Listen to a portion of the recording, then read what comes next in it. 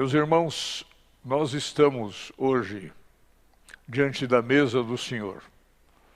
E o primeiro texto que me veio à mente é o que está em Apocalipse, no 3º capítulo, quando Jesus diz assim, na revelação a João: eis que estou à porta e bato. Se alguém ouvir minha voz e abrir a porta, eu entrarei, cearei com ele e ele comigo. A mesa é um lugar sagrado no nosso lar. A mesa tem lugar de altar no nosso lar, porque é momento de comunhão. E sei de costumes de algumas famílias que determinam que a mesa não se fale contra ninguém. A mesa só se fale coisas boas e agradáveis. É interessante, pessoas que tomam esse momento como um momento de comunhão. Então nós estamos à mesa com Jesus, porque ele disse que cearia conosco e nós cearíamos com ele. Que assunto tão importante é esse? É o assunto trazer à nossa mente que nós somos corpo de Jesus. Quando Paulo escreve a sua carta aos Coríntios, na primeira carta, no capítulo 12, versículo 12, ele diz assim: portanto, não é isso que ele diz outra coisa. Estava lendo o versículo errado. Porque assim como o corpo é um e tem muitos membros, e todos os membros, sendo muitos, constituem um só corpo, assim também é com respeito a Cristo, pois em um só Espírito todos nós somos batizados em um só corpo, quer judeus, quer gregos, quer escravos, quer livres, e a todos nos foi dado beber de um só Espírito. Ele prossegue aqui falando a respeito de cada parte do corpo, né? Ele vai dizer assim: se o pé disser, porque não sou mão, não sou do corpo, nem por isso deixa de ser do corpo, e etc. Então, a primeira coisa que nós temos que observar é que o corpo tem uma diversidade, que são os seus membros. Veja bem no seu corpo, a mão. A mão tem dedos, os dedos têm unhas. Unha não serve para nada, né? A do pé serve para sentir dor quando alguém dá um pisão, né? Claro que a unha serve para alguma coisa. A unha é garra. Quando você tem a unha grande e depois você corta, vai pegar alguma coisa, principalmente uma folha de papel. Você não consegue. Você não consegue imprimir força, às vezes, nas mãos, quando você tem problema nas unhas. Então, cada coisa do nosso corpo tem uma finalidade. O cílio, sabe esse que de vez em quando não, quase sempre as moças e as senhoras passam um negocinho assim, chamado rímel, né? Para ele ficar bonitinho e tal. Algumas ainda emendam, né? Coloca cílio postiço. Não é para passar rímel que o cílio existe, né? Não é. O cílio existe para evitar que o cisco caia no olho. Ele tem uma finalidade importante no nosso olho. A lágrima no nosso olho tem uma finalidade importante.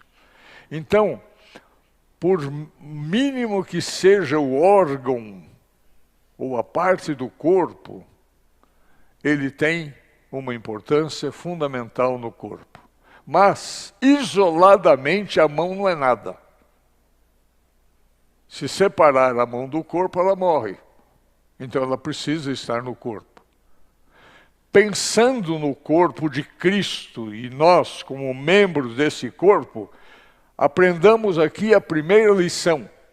Se você não estiver conectado no corpo, você morre. Jesus usou outra figura para a igreja. Ele diz assim: eu sou a videira verdadeira, vós sois os ramos dessas videiras. E o meu pai é o agricultor, é Deus que cuida. Agora, se o ramo ou a vara da videira, se está ligado ao tronco, não der fruto, o que ele faz? Ele corta. Mas se ela for frutífera, ele poda para que ela dê mais fruto ainda. Então, quando ele corta da videira, o ramo seca-se, morre.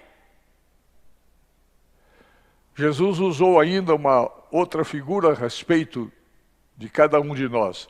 Vocês são sal da terra e luz do mundo. Se o sal se tornar insípido, para nada mais presta, nada mais serve, a não ser para ser pisado pelos homens. Ele é jogado fora. Então, é preciso estar no corpo e cuidar para participar desse corpo. Então há uma diversidade enorme, mas tem que ter uma harmonia. E no corpo há essa harmonia. Há pouco tempo aí atrás, o Marcelo teve um grande problema. Ele teve um problema no ouvido. Quase que fatal para a profissão dele. Ele precisa do ouvido para saber se o coral está cantando direito. Ele precisa do ouvido para poder cantar. Se você ficar surdo, tapar os ouvidos e cantar sem ouvir a sua voz, você não consegue cantar afinado de jeito nenhum. Só o Beethoven, né, que era surdo e conseguia fazer alguma coisa. Mas a gente depende, há uma dependência, uma interdependência. Então é preciso que haja uma harmonia no culto, para que no corpo, para que a harmonia dos membros, para que haja saúde do corpo, para que o corpo se desenvolva, o corpo cresça, o corpo permaneça corpo forte.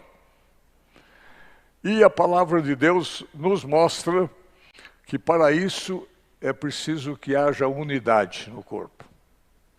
Quando Jesus fez a sua oração,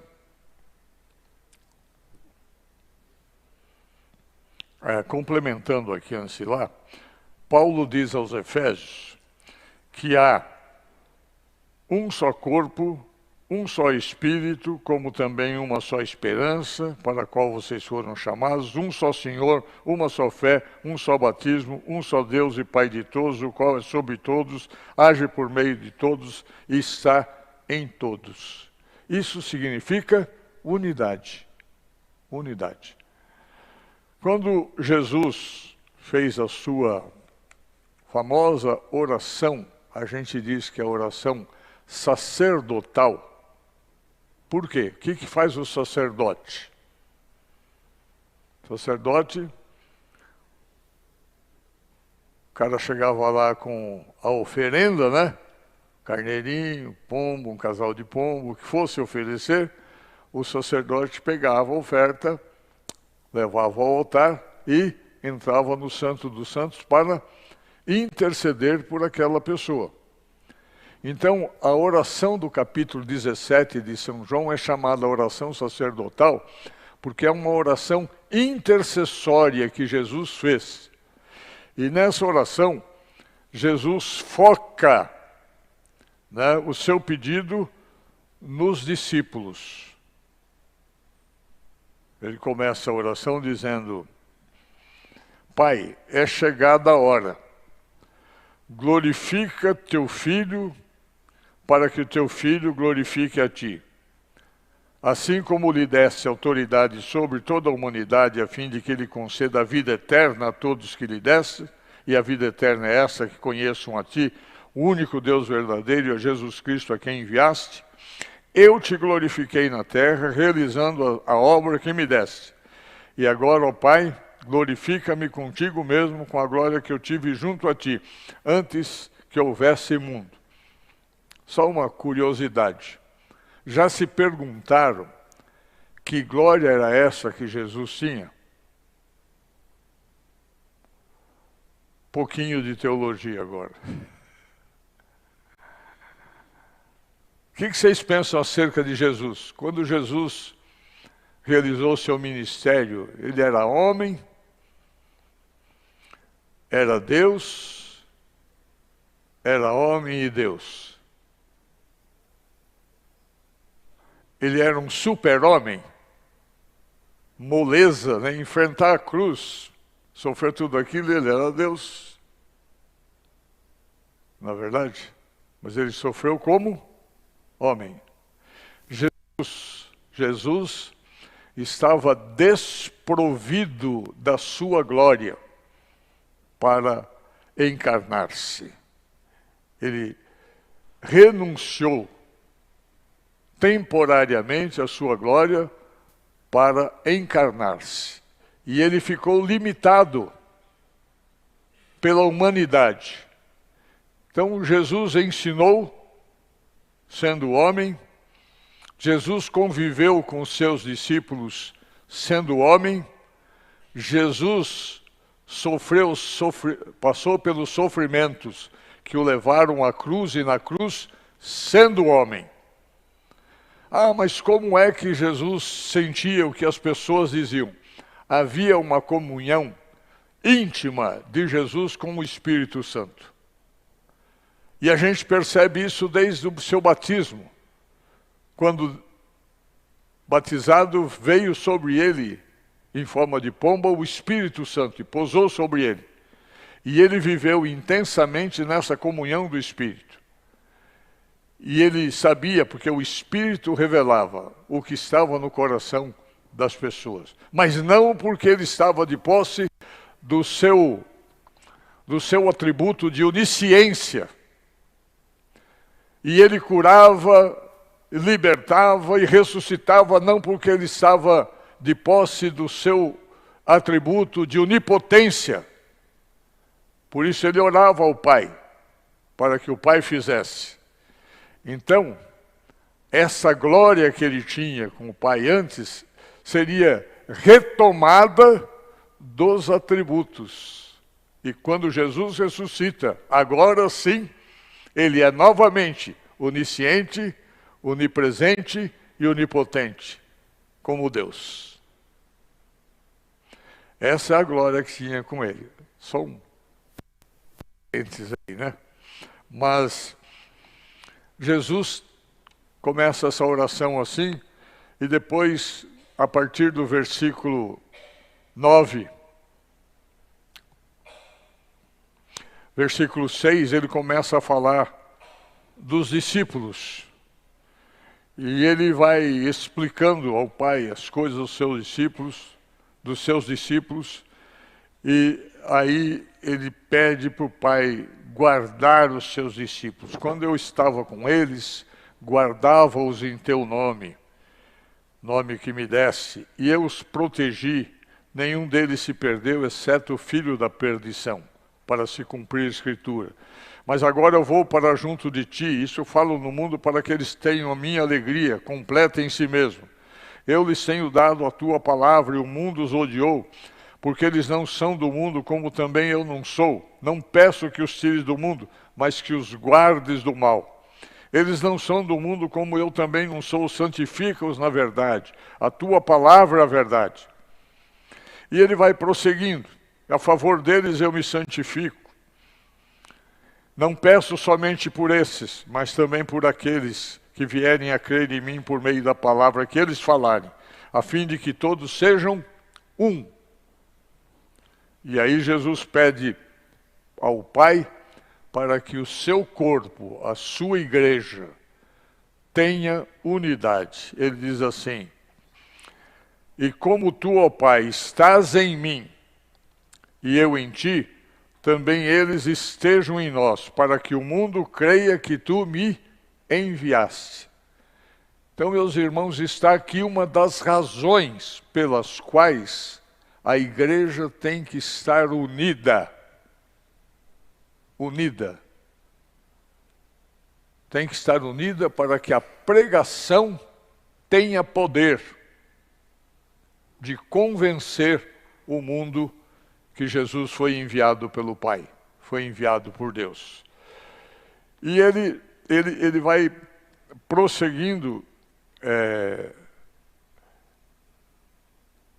essa oração e diz assim: eu lhes transmiti a glória que me deste para que sejam um, como nós o somos, eu neles e tu em mim, a fim de que sejam aperfeiçoados na unidade.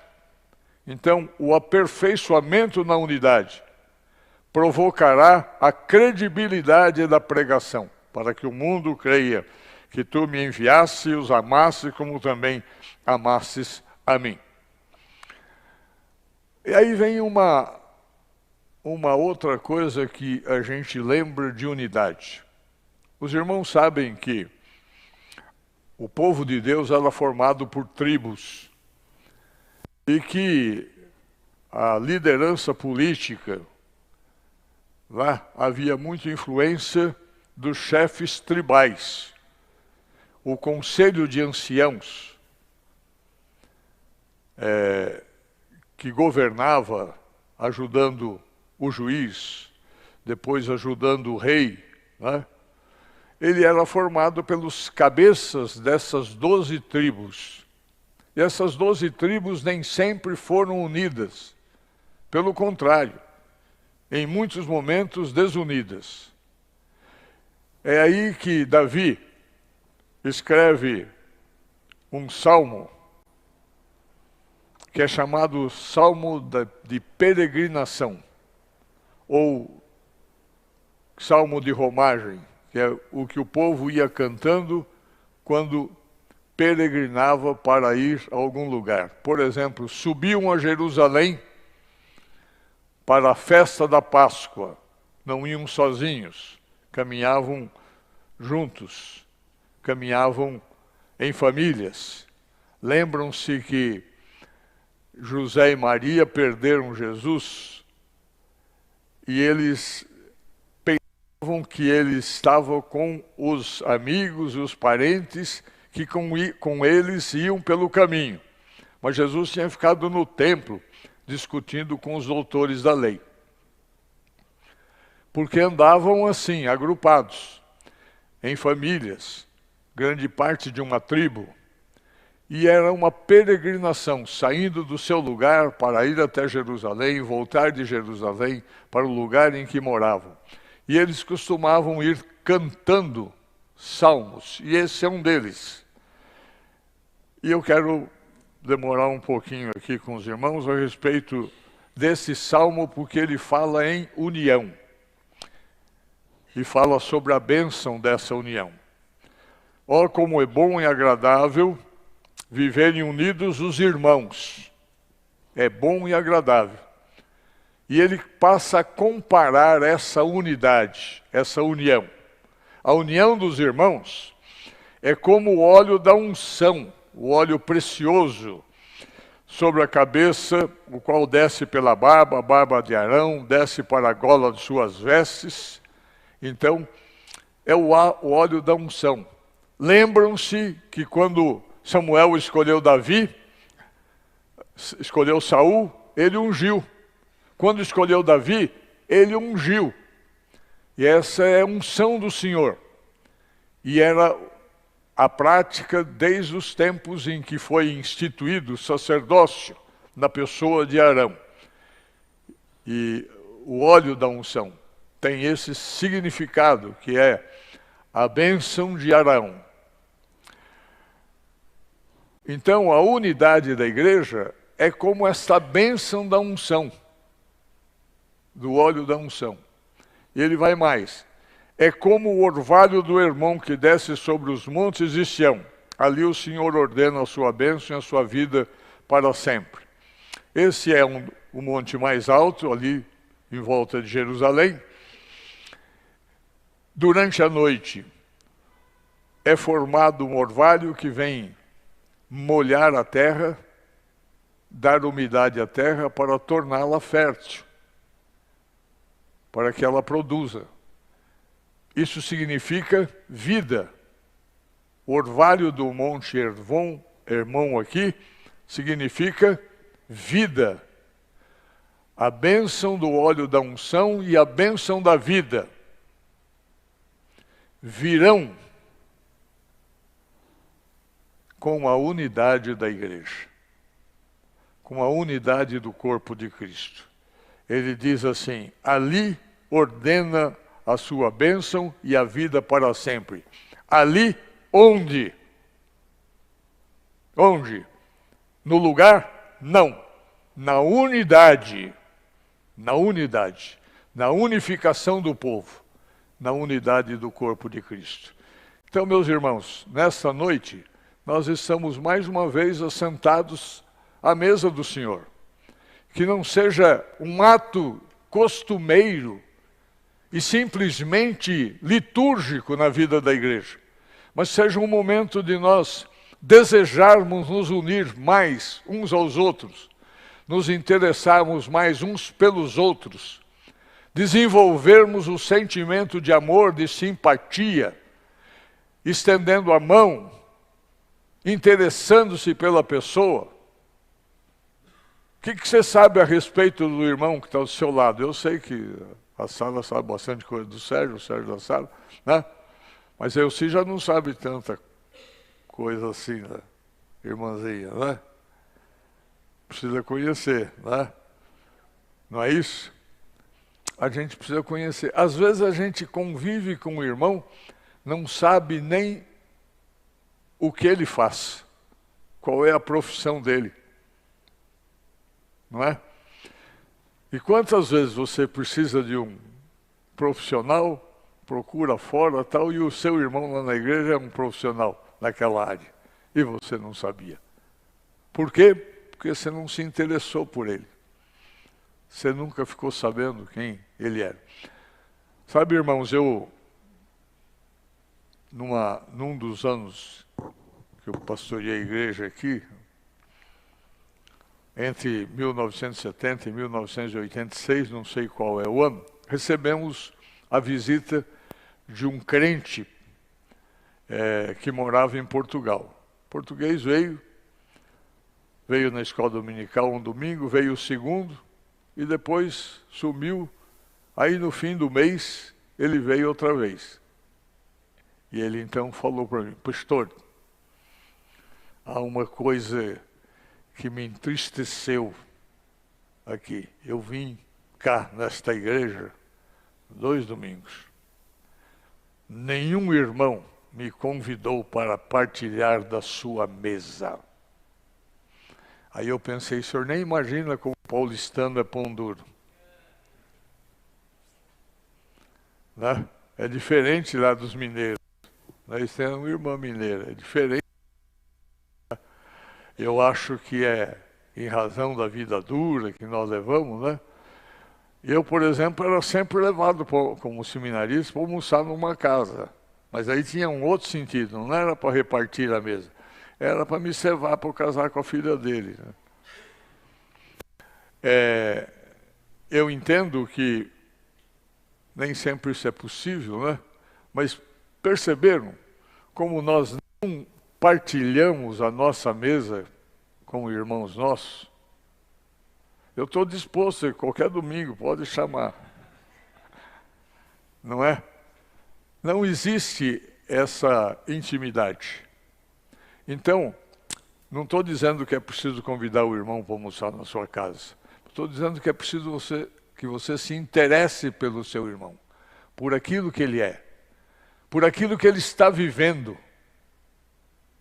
Essa igreja aqui, como vocês estão fazendo agora, assistencialmente, ela sempre teve essa veia.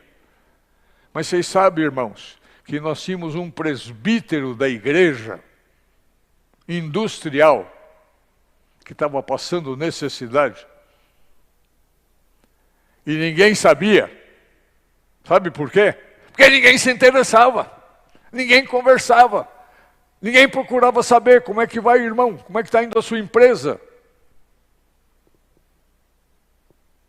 Ninguém se interessava. E ele precisou, inclusive, deixar a família aqui e trabalhar fora, em outro lugar, para se recuperar. Ele fabricava, a indústria dele, o eixo da motocicleta Honda. E houve uma crise grande no mercado, a Honda parou de fabricar os eixos e teve problema. Interessante isso. Fizemos aí uma ação porque eu fiquei sabendo. Eu conversei com ele, perguntando como é que estavam as coisas. E aí, já que o senhor perguntou, eu vou contar. Deus permitiu que a gente fizesse alguma ação a favor dele. Mas sabe coisa interessante, irmãos? Esse presbítero, eu deixei o pastorado da igreja aqui no dia 31 de dezembro de 1986. No mês de janeiro seguinte, de 87, ele foi fazer um cateterismo e aí precisou fazer uma angioplastia e ele faleceu. Ele ligou para mim de manhã, antes da angioplastia, pedindo que eu orasse com ele. Eu orei, ele faleceu. Depois de alguns anos, 1987, eu e a Elci, no mês de fevereiro, perdemos o emprego. Trabalhávamos no mesmo lugar. E eu atrasei pagamento lá de parcelas do apartamento e tal. E o filho mais velho se casou no mês de fevereiro. Aí o filho da Elci, o filho do meio,